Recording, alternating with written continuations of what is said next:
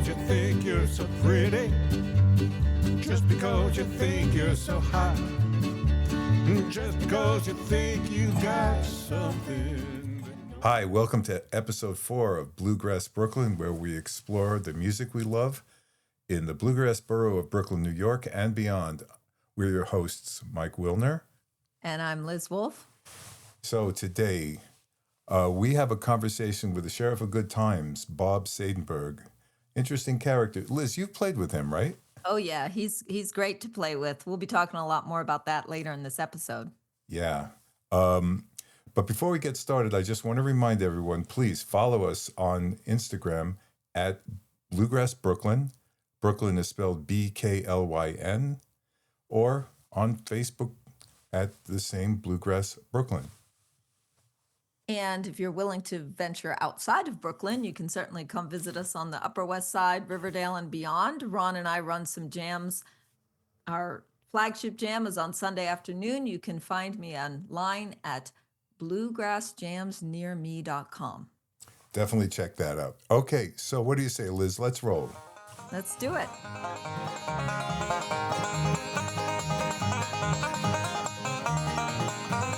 Okay, we're here with Bob Saidenberg, better known as Sheriff Bob, the Sheriff of Good Times, a long-time fixture, leader, and celebrity in the bluegrass scene here in New York, and a Brooklyn boy, I believe. No, I actually grew up in Manhattan. Well, we'll let you on the show anyway. Let me on the show. I know this is about Brooklyn, and I've been to Brooklyn. It's a very nice place, but I did indeed grow up in Manhattan. We'll confer honorary Brooklyn citizenship on you now. Thank you. Bob, I'll be honest, I've had the opportunity to speak to a number of people involved in the bluegrass scene, and your name comes up all the time. So I just had to seek you out and get you on the show. First of all, thanks very much for agreeing to come onto the podcast. Well, thank you, Mike. I appreciate that. I have been part of the scene for a long time, but mostly accidentally. I was born in 1939, and I grew up in a very musical family. My father was a cellist and a conductor of note. And growing up, I was aware of country music. I listened to it, but I played clarinet and was not very serious about music until I got to college and I heard Pete Seeger. And the very next day, I went out and got a 5-string banjo and started listening to Flatt and Scruggs. And it was just at the beginning of the folk scene in Boston in the late 50s. And that kind of got me into Americana music. But being a New Yorker, I wasn't really that much interested in bluegrass. To me, it was all about Bob Dylan and the Beatles and Tom Paxton, the writers of that period. And that's kind of what I was singing in those days in the clubs in the 60s in New York. I didn't even think it, to me, it was all folk music. So tell me what got you to come around and pick up a dobro. Well, dobro's much later. I didn't pick up the dobro till I was 50. I was basically a banjo and guitar player, mostly guitar. And what I always loved doing from earliest days was singing. I love to sing to this day. And when I was a little kid, I was always singing. And I went to a school in New York that had a lot of music, so that was part of it. And so once I got the banjo and a few folk songs, I was a folk singer in Boston in the 50s, and moving back to New York in the 60s, started playing in clubs like the Gaslight. And, that's where Tom Paxton was around in those days and Dylan. But my first gig was at the Gaslight. I was backing up the village poets like Wavy Gravy. Then I had a what I would call it a country folk band that played into the 60s. But after that, I all of a sudden had 3 kids, and I was more in the movie business than the music business. And although I actually stopped performing in clubs between probably 1965 and 1990. I always played guitar and was leading group sings, whether it was part of theater groups or when I traveled. I did a television show called Big Blue Marble about kids around the world. Always brought my guitar along, and I was a folk singer. But then I know there was a bluegrass scene going on at that time in the 70s and 80s, but I was kind of unaware. What happened was I was doing a film down in Nashville, And I went into Gruen's, an instrument store down there, and said, I need something new to play.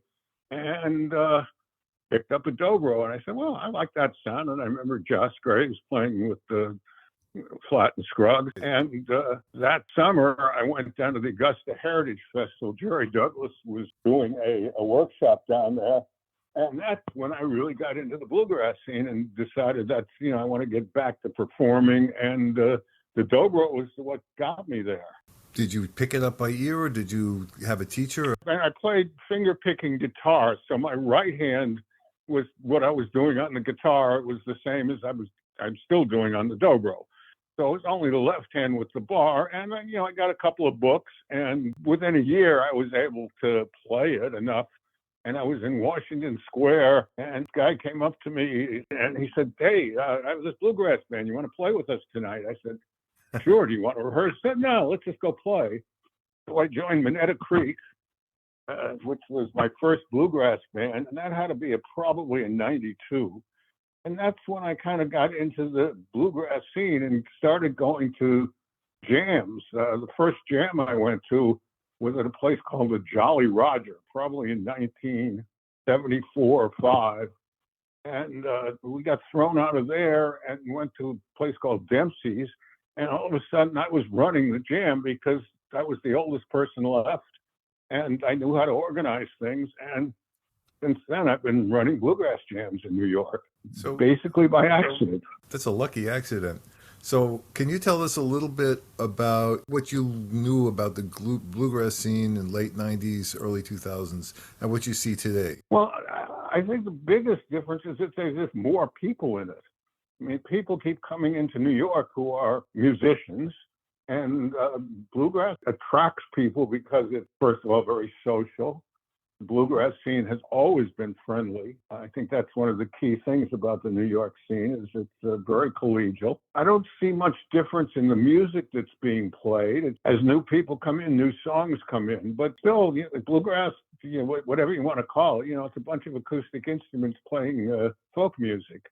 If it's a banjo in the band, it's all of a sudden bluegrass. If there isn't, it's country or whatever. For me, it's all, as I said before, it's all folk music. Around the New York bluegrass jam scene, you're known as Sheriff Bob, the Sheriff of Good Times.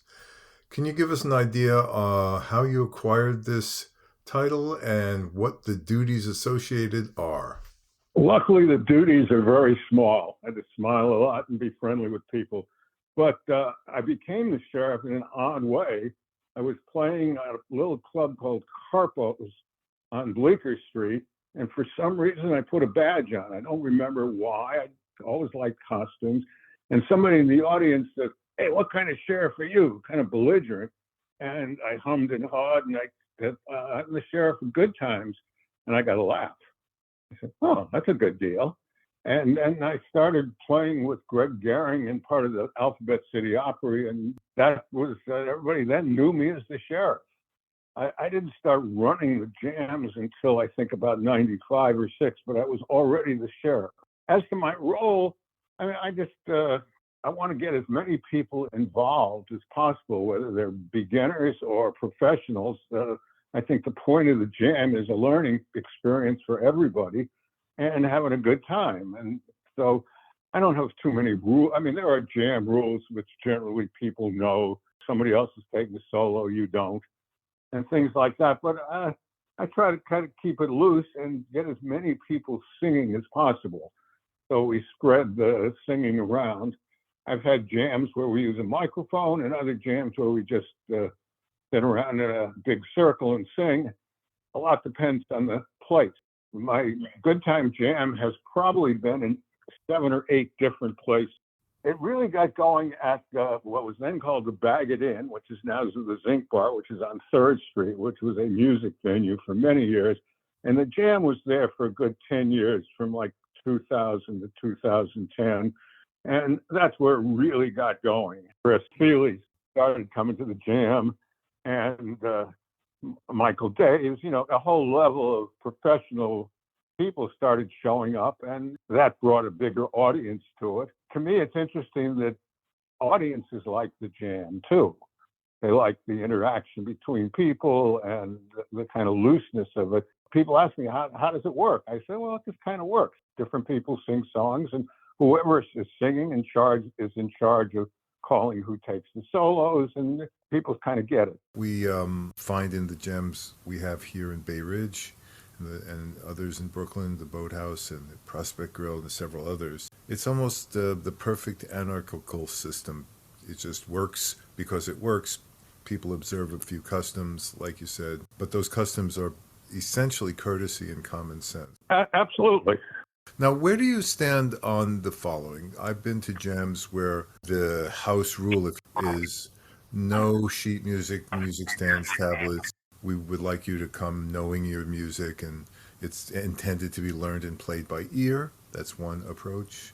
Another is, hey, bring whatever you need, whatever support you need to be able to play as long as you play. Where do you come down on that? Well, I think that people should know the songs they sing, and I never use words. And I encourage people to do that too. However, now everybody has their tablet and their phone, and, even in some of the shows I do now, people put their phone on the music stand and sing. It seems to be something that's happening. I don't like it. I don't like to have to look at that. I want to concentrate on singing the song as good as I can and playing. I don't want to be looking at words. At my present jam at the Gray Mare, more and more people are bringing their tablets and, doing songs that I know they know songs by heart, but they want to, I guess, bring new songs into it. So I don't discourage it, but I don't do it. I think I know 100 songs that I can sing. At least I think I do. But, not everybody, it's not easy for everybody to memorize songs. And I do want to encourage people to keep singing. And if they need the words in front of them, it's better to sing with the words than not to sing. So you've been leading jams for a while. 25 years, I think. Yeah. What's the worst jam disaster you can tell us about? The Bag It In, it just sold a place. Mm-hmm.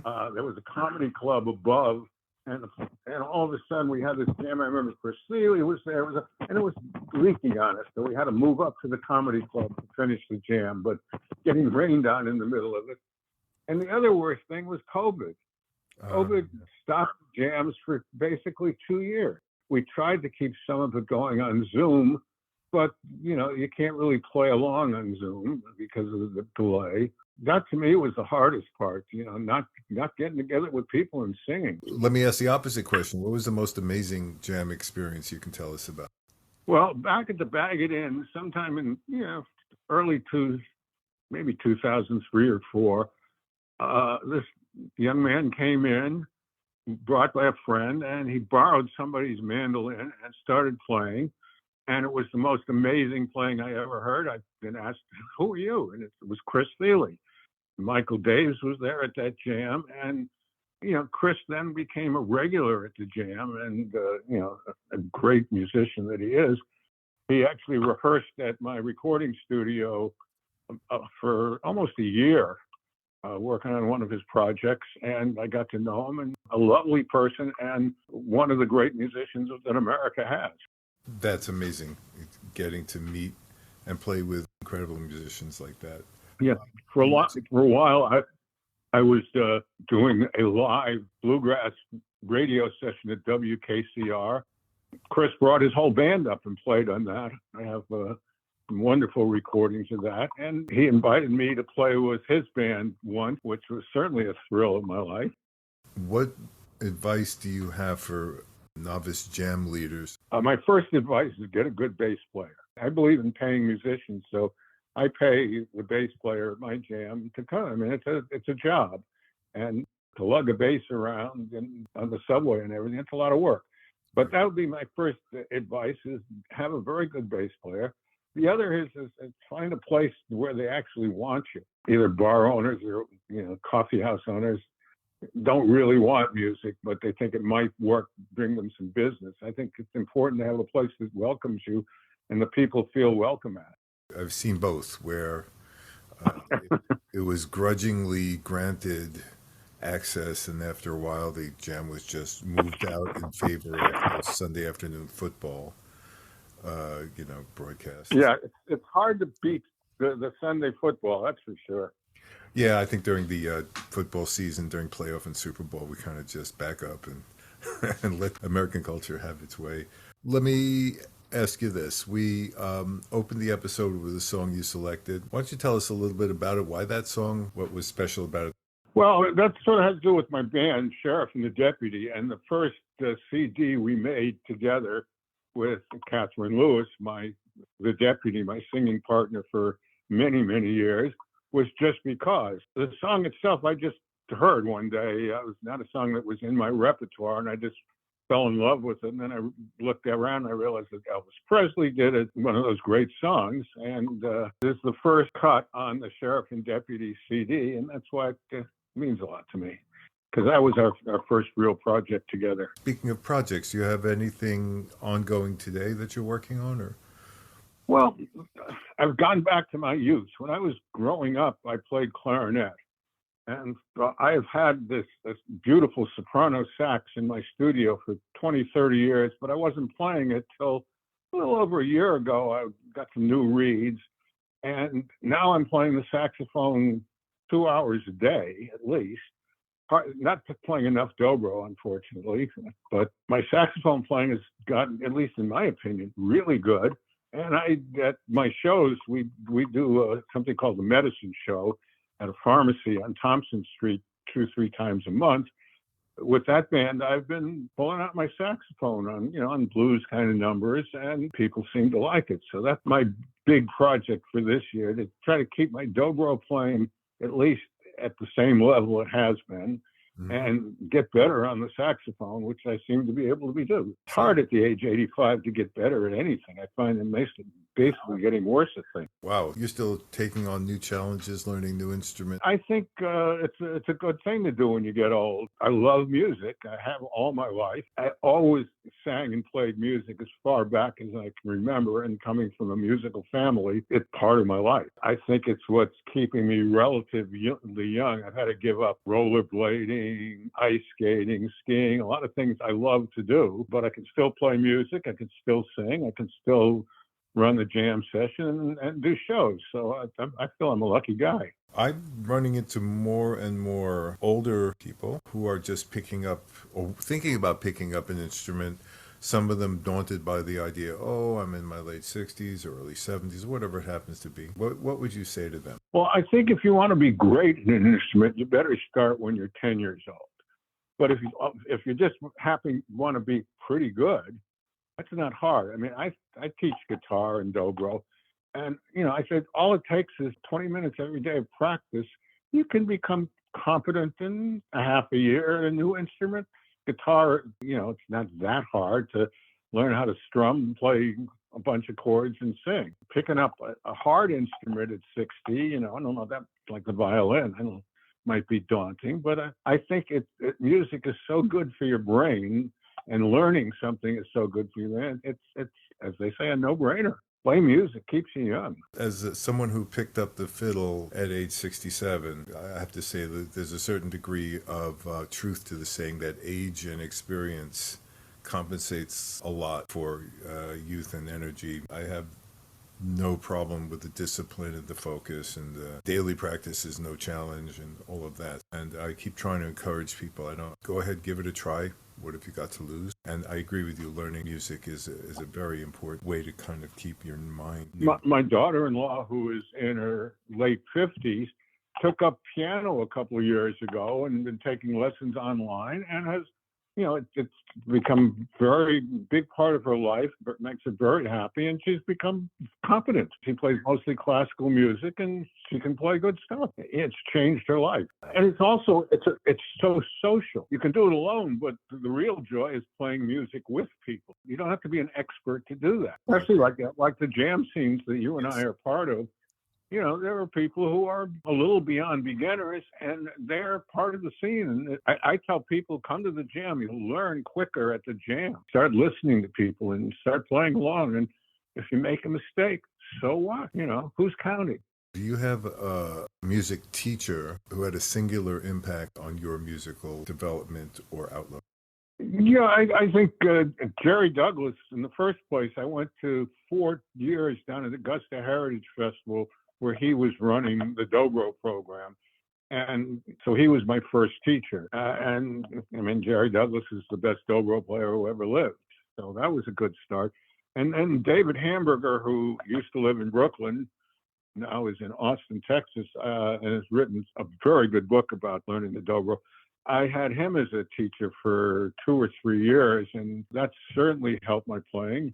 Luckily, there's so much good stuff on the internet, if you can be patient with that. My grandson, who's in his 20s, he learned to play guitar totally from the internet. Before we conclude, I want to make sure, please tell us exactly when and where your jam session, the Good Times Jam, is. Good Time Jam, it is on the first Tuesday of every month at a place called the Gray Mare, which is on 2nd Avenue between 3rd and 4th Street. We start at 9, usually go till midnight or so. Everybody is welcome. They have very good food, good drinks, very lovely people who run the place. So it's always easy there. There's a back room that we inhabit it's just us and any folks who want to listen to us, and that works very well. I hope the listeners will show up. I always love it when new people show up, and I hope they come and introduce themselves. I think the community is growing, and that's great. Yeah, and I think you've had quite a contribution and impact to that growth, so thank you for that, Bob. Well, I appreciate that. A lot of people tell me that. I look at it as I've had 25 years of a lot of fun running the jams, and so it's definitely a two-way street. I think that's the beauty of jams. Everybody, the leader, the people who listen, the people who play, everybody has a good time. And that's why I'm the sheriff of good times. I was about to say, you're there to make sure those good times roll. Yeah. I mean, the only time I will complain, people start being rude to other players. That I don't appreciate that. And I think occasionally, some people just like to hear themselves talk and, like to criticize. I don't put up with that. Well, I look forward to seeing you at the jam and maybe around other events. Yeah. I hope you come and play with us. Again, the first Tuesday of every month, say 9 o'clock. There we go. Thanks, Mike. Look forward to seeing you.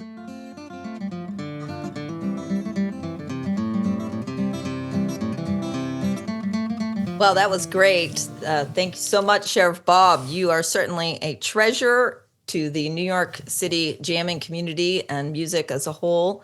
And I have been to that jam on the first Tuesday of the month down at the Gray Mare, and I highly recommend it. Wonderful, welcoming group of people and some excellent musicians. Yeah, the guy is amazing. The fact that he decided at age 86 to take up the saxophone, and his knowledge of jamming and jam leading is it really is a treasure.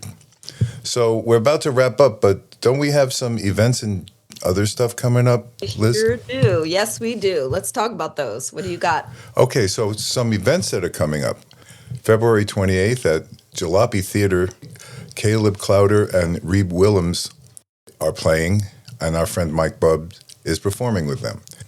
On Sunday, March 2nd, Christian Apuzzo and the Brooklyn Bluegrass Collective will be at Delia's Lounge, which is at 9224 3rd Avenue at 93rd Street in Bay Ridge, Brooklyn.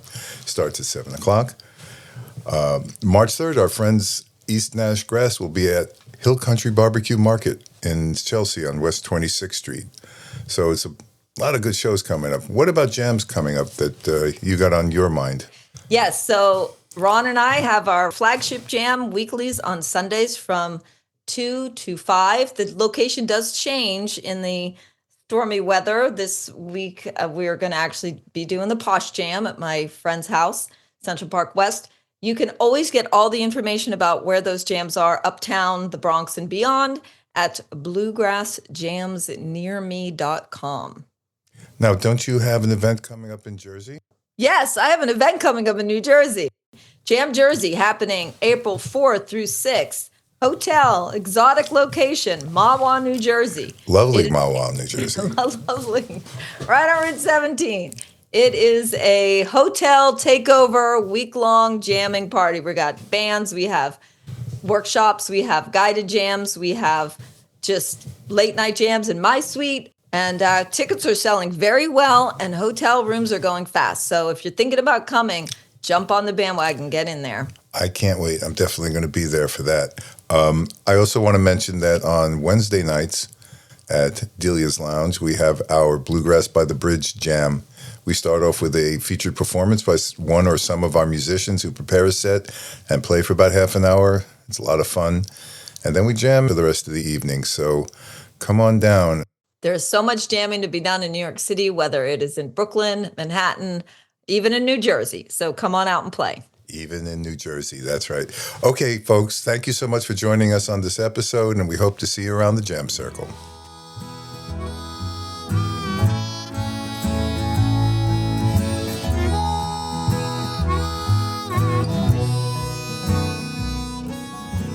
We're listening to Almost Persuaded from the Sheriff and Deputy Just Because album.